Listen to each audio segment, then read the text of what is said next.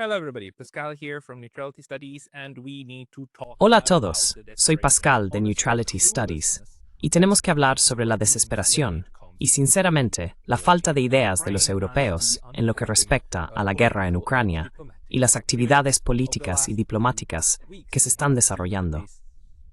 En las últimas semanas, hemos visto este avance diplomático en el que el presidente de Estados Unidos se reunió con Vladimir Putin en Anchorage. Hemos visto cómo los europeos luego pasaron por un momento muy humillante cuando decidieron unirse al señor Zelensky en Washington y fueron tratados como niños pequeños frente al escritorio del jefe, incluyendo, por supuesto, al secretario general de la OTAN, el señor Stoltenberg, y a toda la élite política europea que simplemente estaba sentada en Washington recibiendo el compás de lo que quiere Donald Trump, lo que quiere Estados Unidos y lo que exigen que hagan los europeos.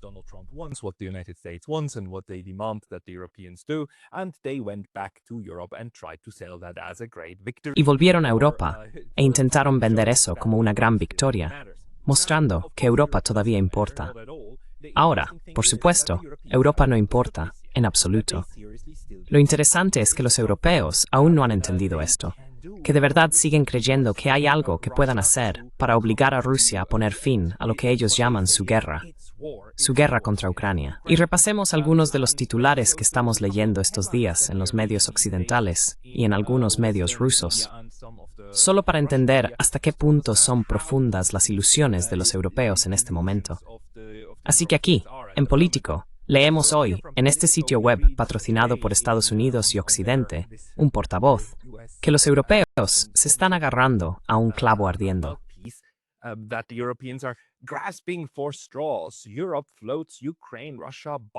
Europa plantea una zona de amortiguamiento entre Ucrania y Rusia en un intento por la paz.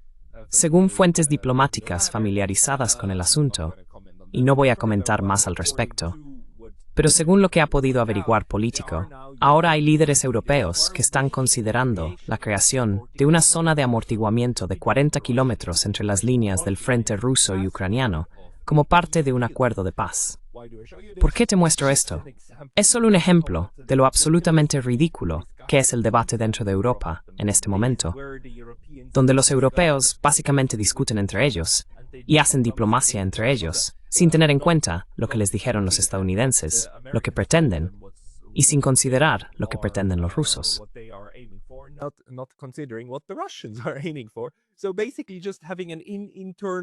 Básicamente, lo que están haciendo es una sesión interna de lluvia de ideas sobre políticas acerca de cómo les gustaría que terminara la guerra, por supuesto, sin tener los medios ni los métodos para lograr nada de esto.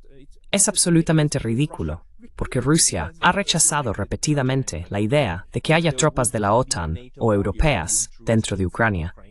Los rusos han descartado categóricamente tal escenario, y no solo desde ayer, sino desde hace mucho tiempo. El único tipo de tropas de mantenimiento de la paz que, incluso hipotéticamente, podrían ser propuestas a los rusos sin que se rieran en su cara serían de algún tipo de tercera parte neutral. Digamos, cascos azules procedentes de la India o de China, lo cual, por supuesto, es algo que los europeos ni siquiera soñarían.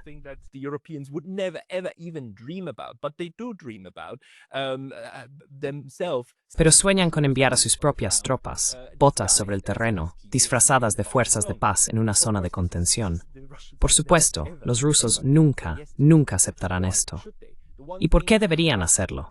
Lo que no ha calado en la mente de quienes debaten esto en serio es que Ucrania y Occidente en su conjunto, es decir, la OTAN, básicamente ya han perdido esta guerra. Víctor Orbán lo ha dicho claramente. Él lo sabe y lo entiende. Pero la gente en Bruselas y la dirección de la OTAN, por alguna razón, todavía quieren hacer creer a la población europea que esta guerra no está perdida, o realmente se han creído su propia propaganda, y por eso proponen este tipo de disparates, ¿verdad? Quiero decir, podría ser simplemente teatro kabuki, ¿no?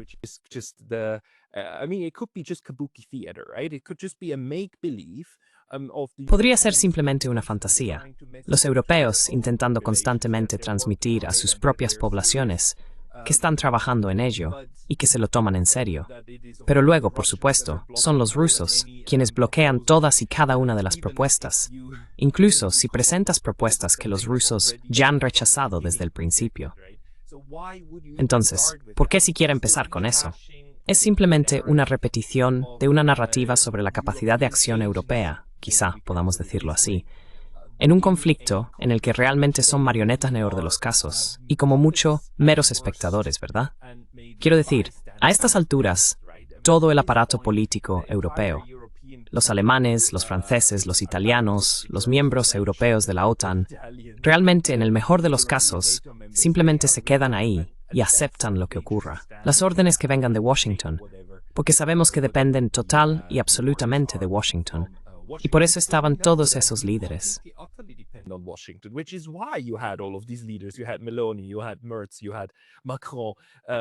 Tuvimos a Meloni, a Merz, a Macron, acompañando al señor Zelensky a Washington, porque saben que los que toman las decisiones están en Washington. Y Vladimir Putin lo sabe igual de bien. Por eso fue, y tuvo un cara a cara con los que toman las decisiones. Ahora, aquí siguen soñando con iniciativas de ese tipo. Y son artículos largos en los que incluso Político dice que se están agarrando a un clavo ardiendo. Por supuesto, esto también tiene que ver probablemente con la indignación de los europeos al ver que ya no importan. Y ayer, anoche, hubo un gran ataque de Rusia contra la capital Kiev, en el que también resultaron dañadas algunas oficinas de la Unión Europea, de la delegación allí.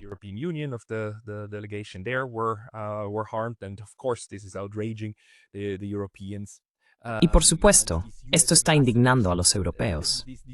Estos embajadores y diplomáticos de la UE ahora piden aún con más fuerza la ayuda de la Unión Europea, sin darse cuenta de lo desesperado que suena cada vez más, que simplemente se han quedado sin opciones militares. Se han quedado sin opciones políticas propias. Ya no les queda margen de maniobra. Lo único que queda es que Europa suplique a la puerta de Washington. Lo ridículo es, por supuesto, que Washington también entiende que ha perdido la guerra por poderes contra Rusia. Y mientras Estados Unidos parece estar intentando averiguar cómo salir de este lío, y no me malinterpretes, también tenemos discrepancias dentro de Estados Unidos.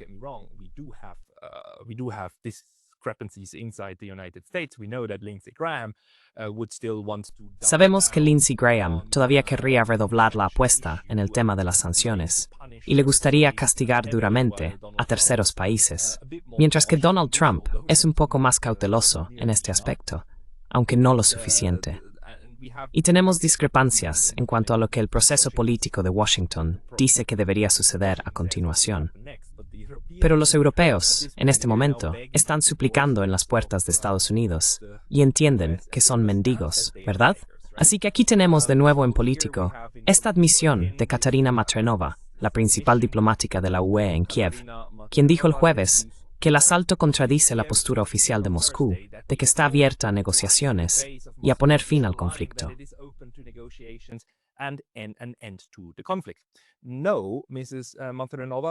No, señora Matrenova.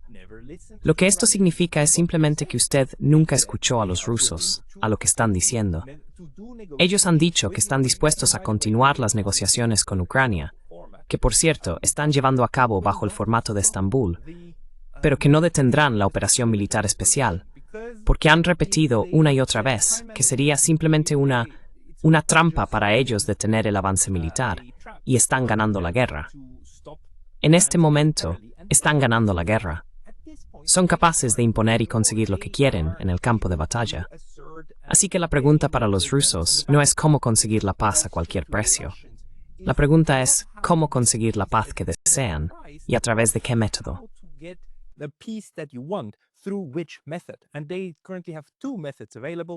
Y actualmente tienen dos métodos disponibles, uno militar y otro diplomático. Si la vía diplomática no funciona, continuarán con la vía militar. Esto es lo que los europeos no están escuchando. Así que, si se quiere detener el derramamiento de sangre y los ataques de Rusia, lo que hay que hacer es presentar una oferta a Rusia que estén dispuestos a aceptar. Los rusos lo han dicho una y otra vez. Son los términos de junio de 2024, en el discurso que el señor Putin dio al Ministerio de Asuntos Exteriores. Quieren una Ucrania neutral, es decir, sin la OTAN, sin tropas de la OTAN, sin zona de amortiguamiento.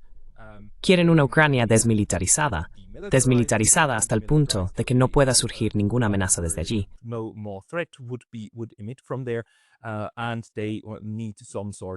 Y necesitan algún tipo de solución política, una gran solución para la Unión Europea, una estructura de seguridad.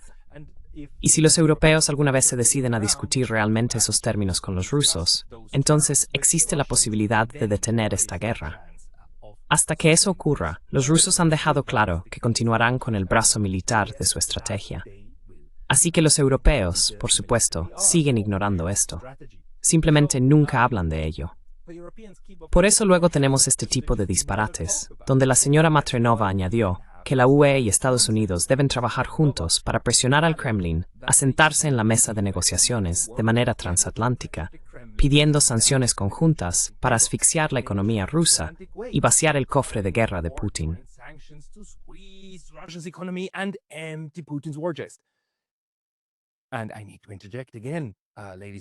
Y necesito intervenir de nuevo, señoras y señores. Ya llevamos 3 años y medio en esta operación militar especial. Llevamos 3 años y medio en esta guerra, en este terrible derramamiento de sangre, tanto de ucranianos como de rusos, en Ucrania. Un conflicto completamente evitable. Si los europeos desde el principio hubieran dicho, de acuerdo, ¿sabéis qué? Ucrania debe permanecer neutral y necesitamos un acuerdo de seguridad estable. Pero esa nunca fue la postura. Los europeos siguieron a los neoconservadores de la OTAN, empujando a Ucrania al límite y hacia las bayonetas de los rusos.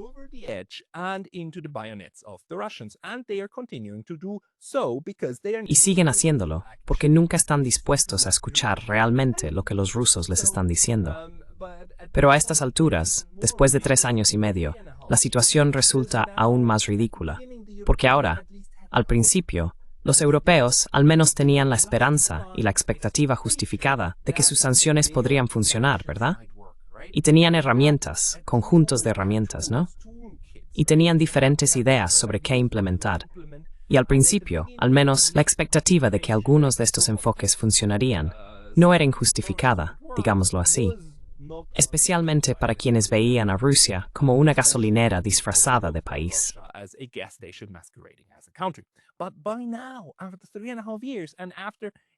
Pero a estas alturas, después de 3 años y medio, y tras 18 paquetes de sanciones, que no han provocado ni el colapso de la economía rusa, ni el colapso del liderazgo político ruso, ni han privado a los rusos de los medios para librar esta guerra, nada de esto ha sucedido en 3 años y medio. Y aún hoy siguen hablando de vaciar el cofre de guerra de Putin. Estas personas o no entienden o simplemente están mintiendo deliberadamente a la población europea sobre cómo funciona esta guerra. Rusia es un país grande, con una economía interna importante, y tiene todo lo que necesita, desde tierras raras hasta mineral de hierro, pasando por recursos humanos, conocimientos técnicos y experiencia para producir armas por sí mismos. Pueden fabricar drones.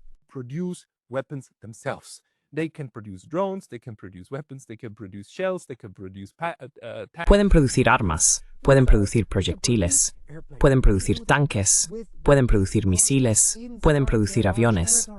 Hacen todo eso con lo que tienen dentro de su extenso territorio. No es una cuestión de fondos de guerra. Fondo de guerra es un concepto tan tonto y estúpido. No se trata del dinero, tecnócratas de Bruselas, que no queréis o no podéis entenderlo. Lo siento, me estoy alterando un poco. Es que, después de 3 años y medio de la misma tontería continua, sin ningún tipo de añadido a lo que ya nos han dicho, resulta realmente difícil no perderse. Europa, no se trata del fondo de guerra.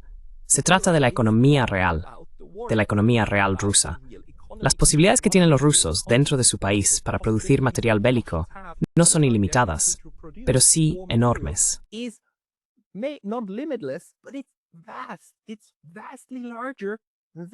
Es mucho mayor que la capacidad combinada de los países de la OTAN para producir sistemas de armas. Si no fuera así, las armas en Ucrania no se estarían agotando. De lo contrario, tendrías opciones para suministrar a Ucrania el equipo y material militar necesario para vencer a los rusos. Ese era todo el objetivo. Esa era toda la idea al principio de la guerra por poderes. vamos a tener el gran enfrentamiento, ¿verdad? En lugar de una solución negociada en marzo y abril de 2022 y un acuerdo de neutralidad como el que se estaba gestando en Estambul, en vez de eso, optaron por el enfrentamiento para mostrarle a Vladimir Putin quién tiene más poderío militar. Y eso no funcionó. Los rusos superaron en producción a los europeos, y estos aún no se han dado cuenta.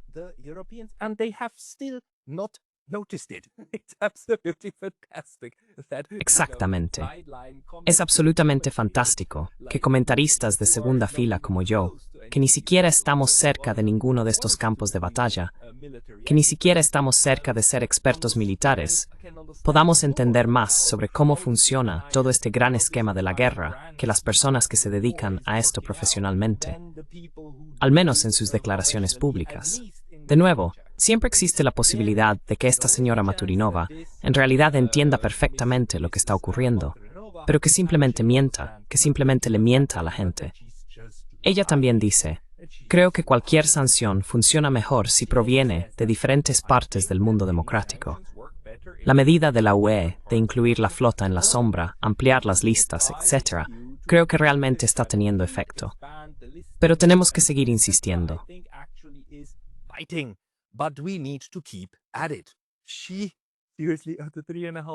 Ella, en serio, después de 3 años y medio sin poder paralizar la economía rusa, piensa que estas sanciones realmente están haciendo daño. No lo sabemos. No tenemos cifras reales que lo demuestren. De hecho, las cifras dicen lo contrario. Las cifras muestran que la economía rusa está creciendo. Pero, si creemos que es lo suficientemente fuerte, si nos repetimos lo suficiente que está funcionando, entonces está funcionando. Porque la realidad depende de lo que los europeos deseemos que sea. Es en realidad un final muy triste. Muy triste para un continente que alguna vez supo hacer geopolítica y realismo. El continente, ya sabes, de Maquiavelo y otros. Y no es que me enorgullezca de lo que hicieron. Es solo que había más realismo. Había más comprensión de cómo funcionaba el mundo que lo que estamos viendo ahora.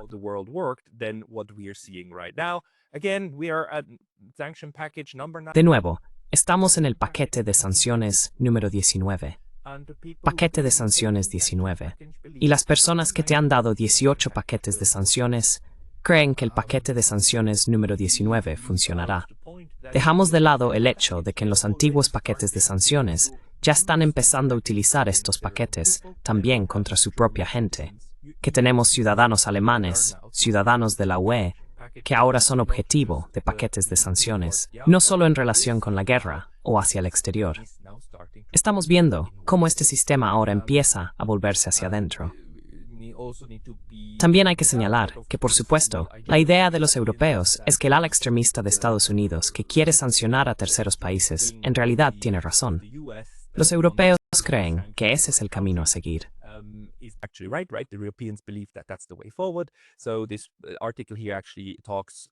Este artículo en realidad habla de manera muy positiva sobre el hecho de que ahora a la India se le han impuesto aranceles del 50% como castigo por comprar petróleo ruso.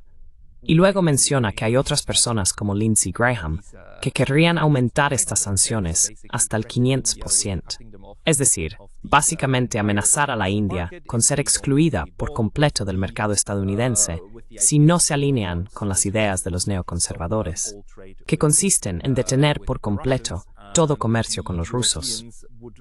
Los europeos probablemente acogerían con agrado este enfoque y ahora están considerando imponer sanciones a terceros países. Y esto, en mi opinión, por un lado, es algo muy natural que ocurra durante los conflictos, que se empiece a presionar a los neutrales. Los neutrales siempre acaban siendo presionados porque siempre se les acusa de no apoyar lo suficiente el esfuerzo bélico de las partes en guerra. Por lo tanto, contribuyen al mal.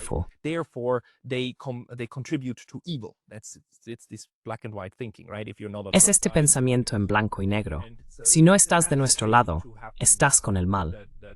Así que es natural que los terceros partidos sean atacados. Pero, por supuesto, esto también es una señal de desesperación. No tendrías que hacer eso si estuvieras en el bando ganador, si los rusos se estuvieran retirando, si Moscú estuviera a punto de colapsar políticamente, y todo estuviera saliendo a favor de los neoconservadores, entonces podría simplemente pasar por alto esas cosas. Y lo que suele ocurrir es que, más adelante, un par de años después, se crean comisiones históricas que descubren lo mal que se comportaron los neutrales. Esa sería la vía a seguir si estuvieran ganando. Pero como ahora están perdiendo, intentan redoblar esfuerzos no solo contra el objetivo principal, sino también contra objetivos secundarios como los neutrales. Muy predeciblemente, esto está enfadando a la India y alejando a la India.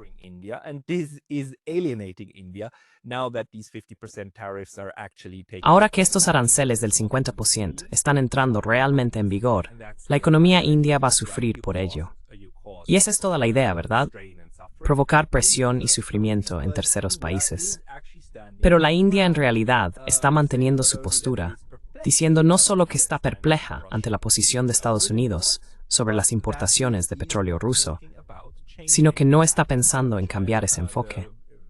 Y el ministro de Asuntos Exteriores indio, el señor Jaishankar, lo ha dejado claro muchas veces desde 2022. No tiene sentido que la India ajuste su política exterior en función de los deseos de Europa y Estados Unidos, porque la política exterior india debe servir a los intereses de la India, y la India mantiene una buena relación con Rusia.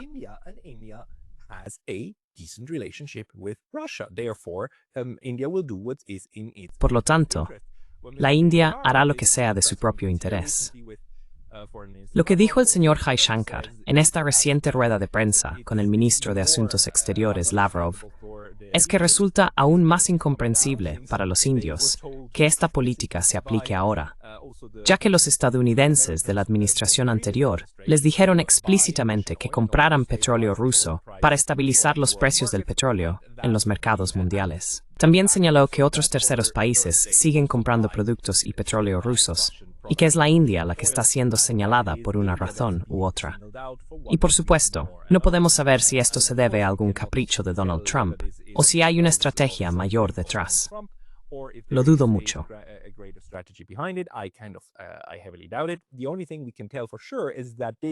Lo único que podemos afirmar con certeza es que esto no hace más que agravar la situación creada por los aranceles que Donald Trump acaba de imponer a prácticamente todo el mundo. Ahora la India está siendo señalada para recibir aún más aranceles debido a una política exterior muy específica que mantiene. Así que, en esencia, los aranceles y las sanciones son ahora dos variantes de la misma arma de política exterior que Estados Unidos y la Unión Europea están utilizando, no solo contra estados objetivo o estados enemigos, sino también contra terceros países. Esto supone una escalada para Estados Unidos, pero especialmente para la Unión Europea, que antes no imponía sanciones secundarias. Pero ahora han empezado, y en su desesperación, intentan ejercer aún más presión, aplicando sanciones secundarias.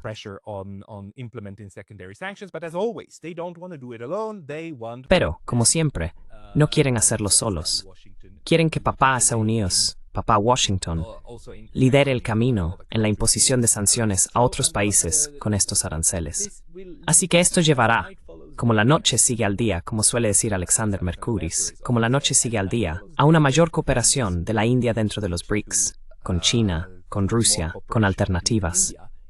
Y los indios están diciendo en este momento que necesitan construir más resiliencia, que deberían comprar más productos locales y que deberían intentar ser autosuficientes en la medida de lo posible. Ningún país es completamente autosuficiente, pero la India tiene su propio mercado potencial de 1.400 millones de personas.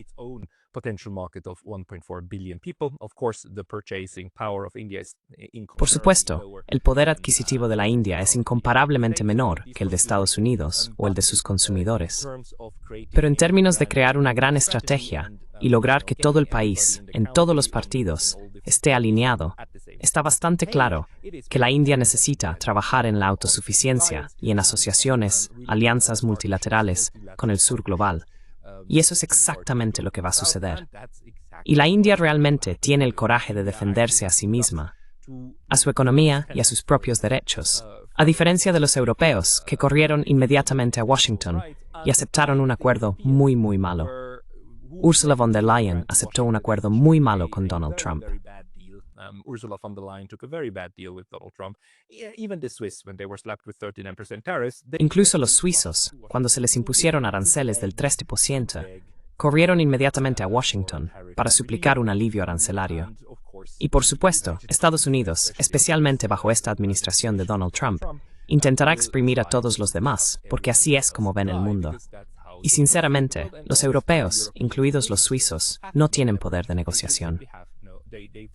Han perdido toda su influencia y todas las oportunidades de construir más relaciones con otras potencias. No tienen alternativas.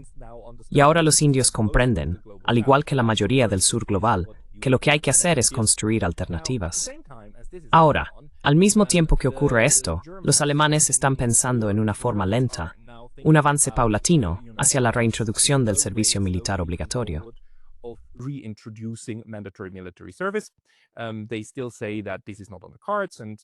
Siguen diciendo que esto no está sobre la mesa y que no llegarían tan lejos. Pero lo que estamos leyendo de las deliberaciones del actual gobierno de Merz, todo va en esa dirección. Que los alemanes, y no solo ellos, sino los europeos en general, quieren aumentar su capacidad militar, y ante todo, con el personal militar que tienen disponible.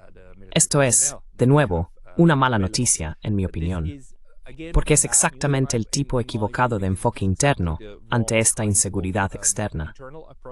Así que, en lugar de sentarse con los rusos, en lugar de intentar forjar una estructura de seguridad paneuropea o euroasiática, lo que están haciendo los europeos es simplemente tratar de aumentar las capacidades militares de cada uno de ellos.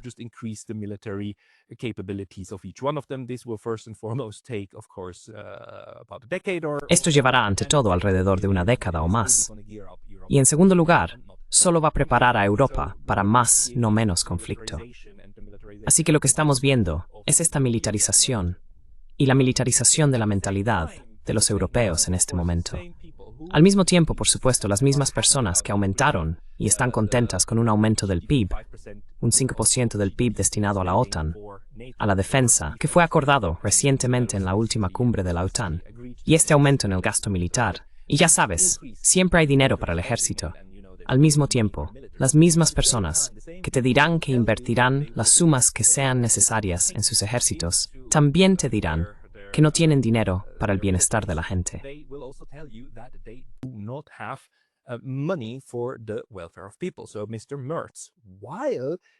Así que el señor Merz, mientras dice que Alemania necesita más tropas y más capacidades militares y promete destinar el 5% de su PIB al gasto militar, afirma en una entrevista que el estado del bienestar ya no se puede financiar. No es que el señor Merz no quiera el estado del bienestar, le encanta el estado del bienestar, pero simplemente es demasiado caro. Simplemente no hay dinero. Y de nuevo, al igual que con la tontería rusa sobre vaciar el fondo de guerra, esto también es una narrativa absurda. Siempre hay dinero.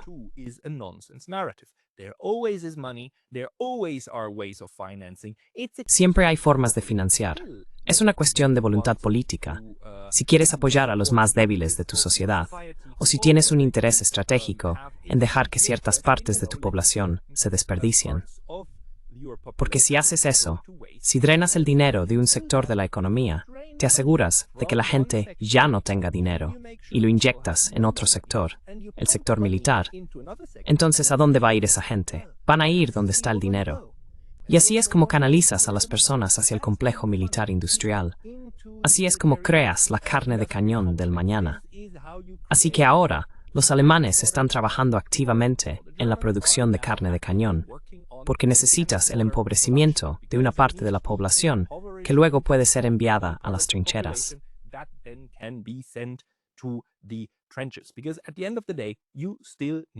Porque al final del día, todavía necesitas personas dispuestas a tomar un fusil y marchar, y correr gritando contra un enemigo que sabes que probablemente te matará, pero aún así lo haces por alguna razón. Y una de esas razones es que es el último trabajo remunerado en tu país. Así que esta es la triste realidad para mí en este momento, que esto está ocurriendo ante nuestros ojos, la remilitarización de Europa. Pero no es una remilitarización inteligente, no es el tipo en el que construimos nuestra infraestructura estratégica, no es el tipo en el que pensamos en cómo crear seguridad en el continente, sino simplemente en cómo conseguir que la gente luche en las guerras que surgen.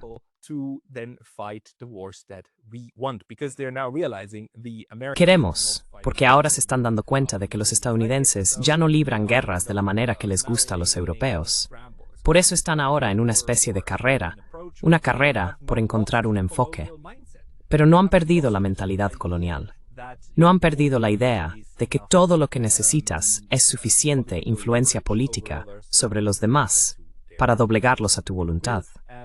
En este momento, por supuesto, esto se está volcando hacia el interior. Se dirige hacia el interior de la Unión Europea y castigas la disidencia, castigas a las personas en la parte más baja de la escala económica, asegurando así futuros peones para la guerra.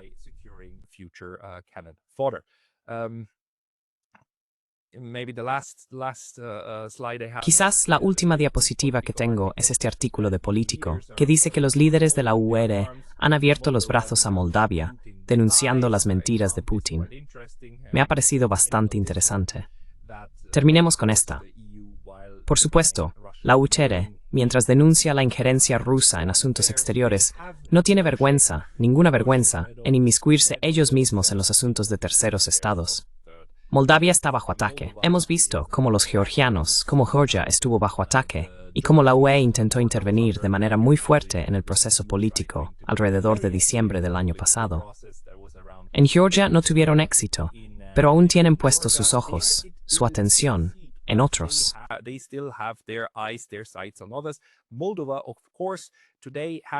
Moldavia, por supuesto, tiene hoy en día un artículo en su constitución que la declara neutral, y por muy buenas razones, exactamente las mismas razones por las que Ucrania tenía este artículo de neutralidad, porque es un estado fronterizo con Rusia. Y si Moldavia alguna vez se convierte en una amenaza militar para los rusos, al igual que ocurrió con Ucrania y con Georgia, los rusos intervendrán. Se asegurarán de no sentirse amenazados desde su extranjero cercano. Pero, naturalmente, los europeos no han aprendido nada. O de nuevo, quieren redoblar la apuesta por políticas que ya han fracasado. Así que el señor Merz, junto con el señor Macron de Francia y el líder de Polonia, el señor Tusk, fueron a Moldavia e hicieron allí una demostración de fuerza.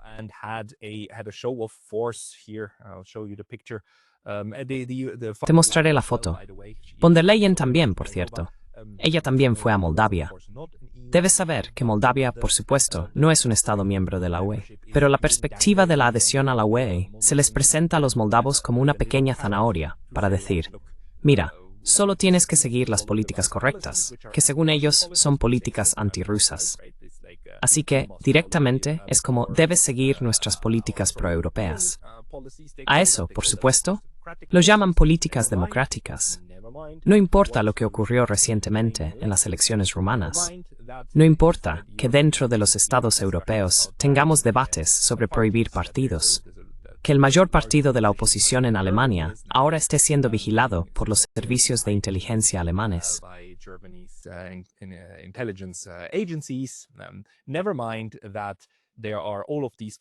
No importa que también existan todos estos casos en Francia contra el Frente Nacional y que tengamos un retroceso democrático muy claro en la propia UR, que además la Comisión Europea esté sancionando a ciudadanos de la UR con consecuencias draconianas para estos ciudadanos. No importa nada de eso. Mientras tú, como tercer estado, sigas las instrucciones de esta dirección tecnocrática de la UR, de estos diferentes llamados líderes, entonces te mostrarán una pequeña zanahoria, ¿verdad? Y para Moldavia, la pequeña zanahoria es la futura adhesión a la UE. Y lo dicen abiertamente. Ya sabes, solo he destacado algunos pasajes de lo que dijo Friedrich Merz. La puerta a la Unión Europea está abierta, y sois sinceramente bienvenidos en la Unión Europea.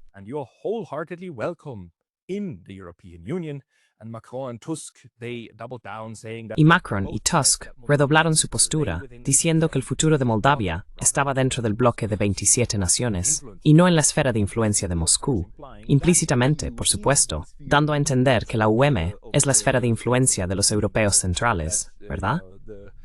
Es decir, que Moldavia debería estar en su esfera de influencia y en la esfera de influencia occidental, y no en la esfera de influencia rusa.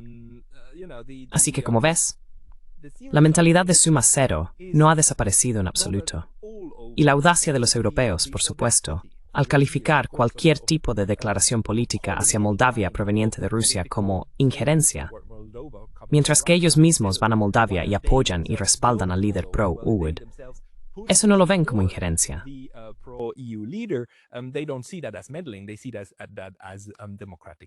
Ven eso como un apoyo democrático. El señor Macron también dijo que, a diferencia de Rusia, la Unión Europea no amenaza a nadie y respeta la soberanía de todos. La Unión Europea no es, en absoluto, la Unión Soviética. Y de nuevo, si dicen eso, si hacen esa declaración, lo que significa es que en su mente ya entienden que ese es el camino que están tomando. Ya entienden que ahora necesitan negar lo obvio para seguir convenciendo a un par de personas de que no pasa nada raro. Básicamente, la UE se está volviendo más draconiana con cada mes que pasa.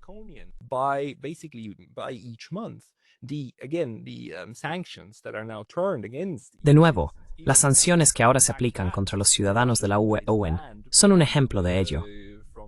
El hecho de que los medios rusos estén prohibidos en la UMR forma parte de eso.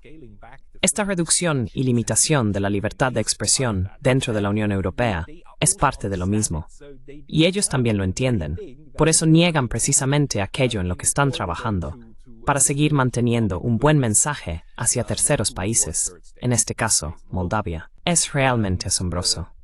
El motivo de la visita, por supuesto, es que Moldavia celebrará elecciones parlamentarias el 28 de septiembre, y esto pretende de alguna manera impulsar a Maia Sandu.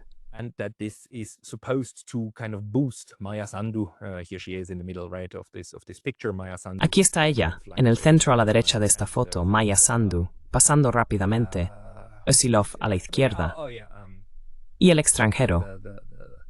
¿Quién es el otro tipo? Ah, sí, el partidario, el número 2. De hecho, necesito buscar quién es, lo siento.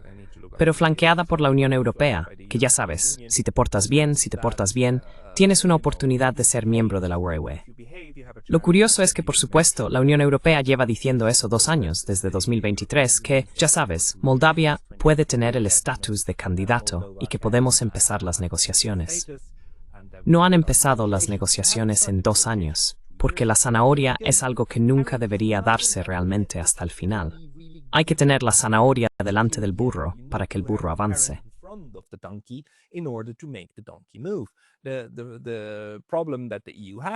El problema que tiene la UE es, por supuesto, que Maia Sandu solo representa a una parte del país y que existen diversas opiniones.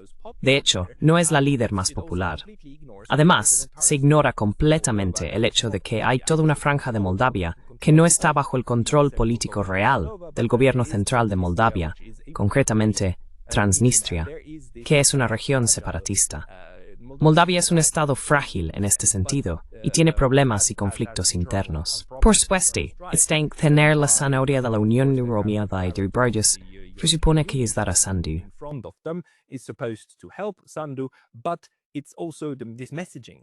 Pero también se trata de este mensaje, ¿verdad? Que si entras en la UE, entras en el club de las buenas democracias solo si votas correctamente.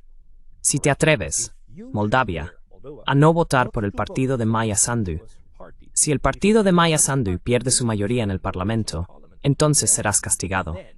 Entonces se retirará la zanahoria y podría aparecer el palo, de la misma manera que apareció el palo hacia los georgianos. Y esa es la comprensión de la UE, de una política exterior de igual a igual. Esto es lo mejor que pueden hacer en cuanto a coaccionar a los países vecinos para que sigan su voluntad. Y por supuesto, no solo es hipócrita, sino que también va a salirles el tiro por la culata.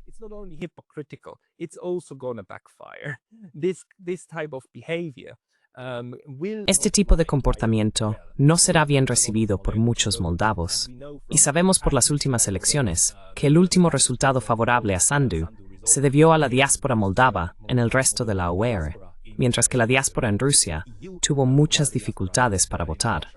Pero en cualquier caso, la UE ahora conceptualiza a Moldavia como otro estado campo de batalla. En lugar de verla como un lugar que debería tratarse con cuidado, como un huevo crudo y frágil, para no romperlo entre los rusos y la OTAN. Pero hacen exactamente lo contrario. Intentan romper otro huevo. No les basta con haber roto ya el gran huevo de Ucrania. Might break another egg. It's not enough to have broken already the big egg of Ukraine. You want to continue that failed policy because again, the Europeans Quieres continuar con esa política fallida, porque una vez más, los europeos no aprenden de los errores del pasado. El 19º paquete de sanciones grita, realmente grita, que no hemos aprendido nada. Así están las cosas en la política europea a finales de agosto, el 29 de agosto de 2025. Veremos cómo se desarrolla esto, pero a menos que haya un cambio serio en el liderazgo de la Unión Europea, no deberíamos esperar que se produzca ningún tipo de proceso de aprendizaje. Estas personas no van a aprender. El único cambio en el continente europeo llegará si surge una dinámica política que barra a estas personas y las sustituya por mentes con más sentido de la realidad y de lo que realmente es factible. Muchas gracias por su atención. and for what is actually feasible. Thank you very much for your attention.